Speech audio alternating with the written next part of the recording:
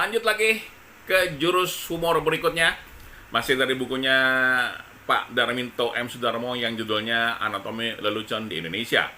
Kita masuk ke jurus yang ke-7 hari ini, yaitu analogi. Analogi ini salah satu humor yang sering disampaikan untuk pangsa pasar tertentu, ya. Karena biasanya orang itu harus punya, sama kayak sebelumnya yang gue bilang di olah logika, harus punya referensi yang sama nih. Kalau enggak, lo nggak akan paham. Ketika lo bicara sesuatu hal, tapi penonton lo belum paham hal tersebut, jangan harap materinya akan kemakan. Agak susah. Makanya penting sebuah pertunjukan, memahami dulu yang nonton siapa, dari kalangan mana, dan materi apa yang bisa dimakan sama mereka. Agak hati-hati. Teman-teman sekalian, ada yang nanya waktu itu ke gue, Sir, kan baru sekarang orang-orang komedian itu survei ke tempat di mana mereka mau manggung. Nggak juga. Gue inget banget dari dulu Warkop DKI kalau manggung itu udah kirim orang ke lokasi untuk cari tahu apa sih siapa sih yang bakal nonton, dari kalangan mana sih mereka, dan materi apa yang kemakan. Yang kirim siapa? Yang dikirim adalah Mas Deddy Minggu Melar dari Bagito. Dulu Bagito belum ada, atau baru mulai menanjak waktu itu, baru mulai dibuat, ya. Setelah itu diikuti sama siapa? Diikuti oleh Bagito Group, karena memang referensinya Bagito itu dari Warkop DKI untuk mengelola dan manajemen secara modern kelompok lawak. Kemudian diikuti juga sama siapa? Sama Empat Sekawan dan seterusnya. Jadi namanya survei sebelum manggung itu nggak cuma dilakukan baru sekarang oleh para komika. Dari dulu sudah dilakukan. Memang untuk beberapa pertunjukan komedi atau humor yang sifatnya tradisional, mereka tidak melakukan itu. Kenapa? Karena memang kebanyakan mereka tidak datang ke sebuah tempat, tapi orang yang datang ke mereka. Jadi penonton yang dituntut harus paham yang ditonton itu apa. Tapi kalau kita diundang ke sebuah acara, kita harus cari tahu dulu yang ngundang kita siapa, yang nonton kita siapa, materi apa yang kemakan, dan apa yang nggak boleh disampaikan. Nah, kembali ke masalah analogi, ini didasarkan, kalau penjelasan di bukunya Pak Darminto, didasarkan pada dunia anulen. Anulen itu adalah sesuatu yang nggak ada tapi ada seolah-olah.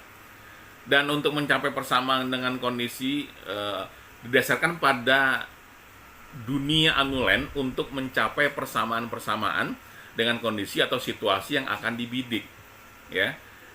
Jadi anulen itu adalah situasi komedi yang dibangun dari situasi yang ada. Sekarang banyak banget tuh komika-komika tuh banyak menggunakan anulen, tapi dengan twist yang berbeda.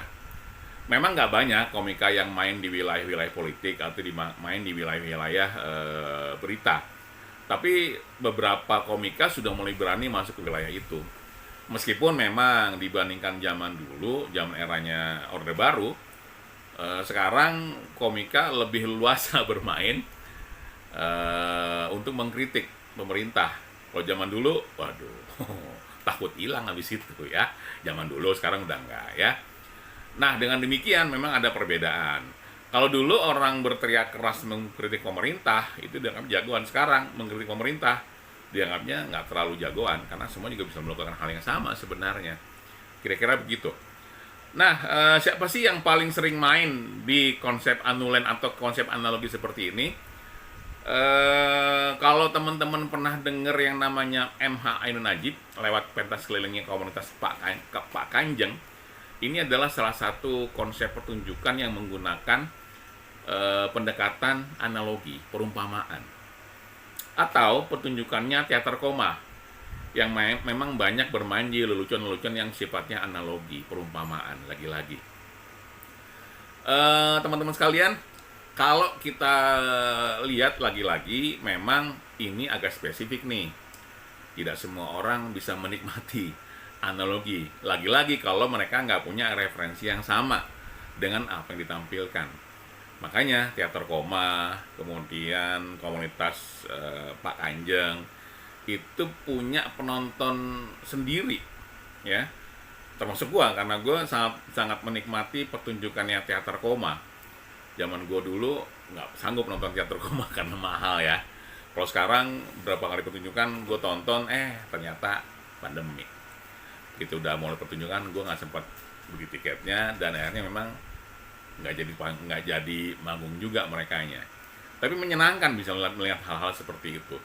Nah, waktu itu ada yang nanya ke gue, Ser, gue pernah nonton tuh teater koma, tapi kok gue nggak paham ya. Nah, gue bilang itu tadi, karena referensi lu beda sama referensinya dia. Kalau gue terus terang udah tahu teater koma tuh lama. Dan gue menikmati apapun yang disampaikan sama teater koma.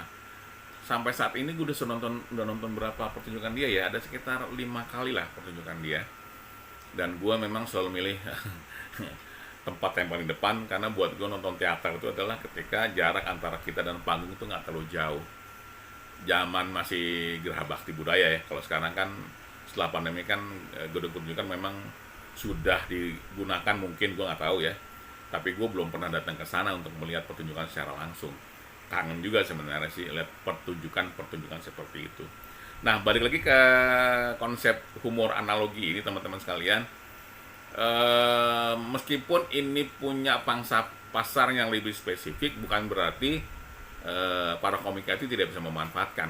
Lagi-lagi ketika lo membangun ke sebuah tempat, lo bisa menggunakan ini. Tinggal lihat tim berangkat nanti ke sana itu, tinggal lihat orang-orangnya seperti apa, kemakan nggak kalau dikasih analogi. Kalau nggak kemakan, ya sebaiknya jangan.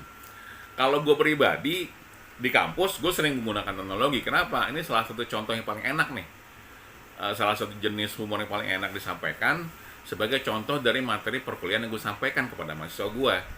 Dengan demikian, mereka jadi lebih memahami apa yang gue sampaikan. Meskipun memang ada beberapa kejadian ketika dia nggak paham. Dan ketika mereka nggak paham kan gampang lihatnya, ketawa apa enggak. Kalau mereka ketawa, mereka paham. Tapi kalau mereka nggak ketawa, artinya mereka nggak paham. Nah, ketika nggak paham, gue akan berusaha menjelaskan lagi dengan lebih runut supaya mereka bisa menerima atau memahami apa yang gue sampaikan tadi. Analogi dan yang olah logika yang gue kasih tahu sebelumnya agak mirip ya teman-teman sekalian.